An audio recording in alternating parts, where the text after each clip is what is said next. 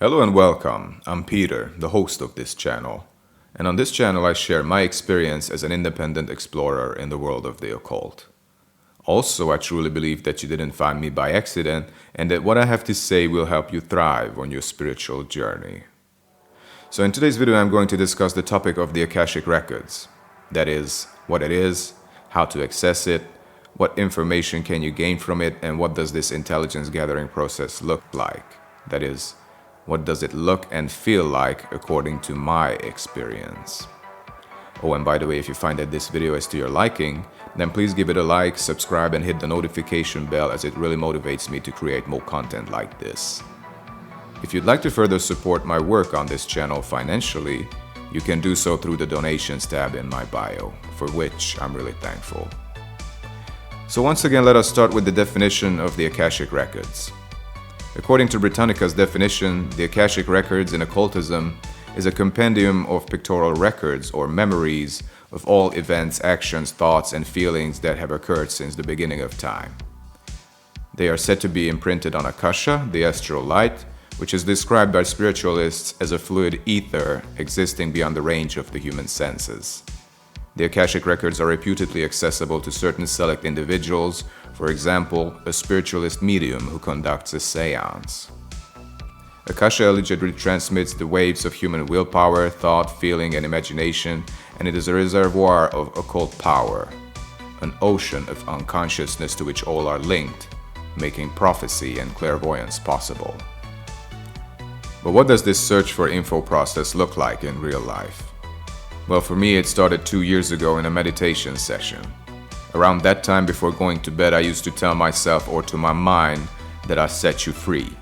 I didn't have any expectations, I just meant to set it free. And before the meditation, I had the intent of accessing the Akashic Records, even though I didn't know how to even imagine the process. I read about it and saw a few YouTube videos on the subject, but to me, they all felt like a form of self-hypnosis rather than a real-life psychic phenomenon. Then one time during this meditation, I told myself or the great mind, show me treasure. After a little while, my consciousness or eyesight got shifted from that room to another room in a very poverty-struck neighborhood on a different continent. It was a room in which I saw about 50 to 70 bricks of something wrapped in paper on the floor. Now, they could have been gold bars, but they could have been cocaine. I checked out how much it would be worth if these were gold bars and how much it could be if these were bricks of cocaine. And just like that, I could definitely tell that it was treasure. Only someone else's, but still, treasure. Okay, so now I know it works. Does it work like that all the time? No, at least not to my experience. For most of the time, here's what the process looks like. You download little puzzle pieces of information on the go automatically. You don't need to be in a meditative state. These puzzle pieces of downloaded information will be in your psyche as if you always knew them. It is very interesting. But then it is up to you to connect the dots so you get the picture. There is one other form in which you can gain knowledge from the Akashic Records, and this is the most exciting one in my opinion. This happened to me numerous times as I became more and more spiritually advanced. I don't know how else to put it, but the mind emerges from behind the curtain of this world and creates little animated stories that I can watch with my eyes open as if it was physically there. It is miraculous, almost like in the Matrix. It is unbelievable, absolutely incredible. That's how I received information about various magical places and concepts that inspired folklore and religion. For example, I saw the harmonic love and game of the two infinities, the big infinity, which is endless, and the small infinity, which is zero. I got introduced to their joyful playtime within the pool of the great mind, and how their playful dance constantly creates this reality, almost as a cosmic spider weaving its cosmic web. I found out about the story of Nuit and Hadith, the two key figures in Thelema. According to Thelema, Nuit is the night sky, the infinite space filled with stars, galaxies, and infinite potential. Nuit is a female figure, and her male counterpart is Hadith, the unique individual perspective, a localized experience. You and your perception of this world would be Hadith. I instantly recognized that it was the same story, only without the gender roles, their names, and the story elements. The tricky part is that most of the time the info you get isn't necessarily what you asked for. I'm still figuring out why this is, but I think it is because you need information before you can get to understand the information that you're seeking the answer to. For example, if you don't know what ions are first, it will be very difficult to understand the concept of lightning and why it happens. So you can learn anything from it.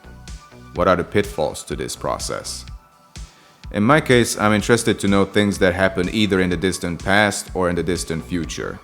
So proving becomes hard as there is no proof for most of the time. I search for information in the records like the ones Graham Hancock is investigating, that is, ancient civilizations, meaning of certain symbols, etc. I also search for info about very obscure topics like reptilians or lizard people, the pyramids of Giza, to name a few. I have made a video on lizard people which you can check out here. It is channeled information, no research or literature.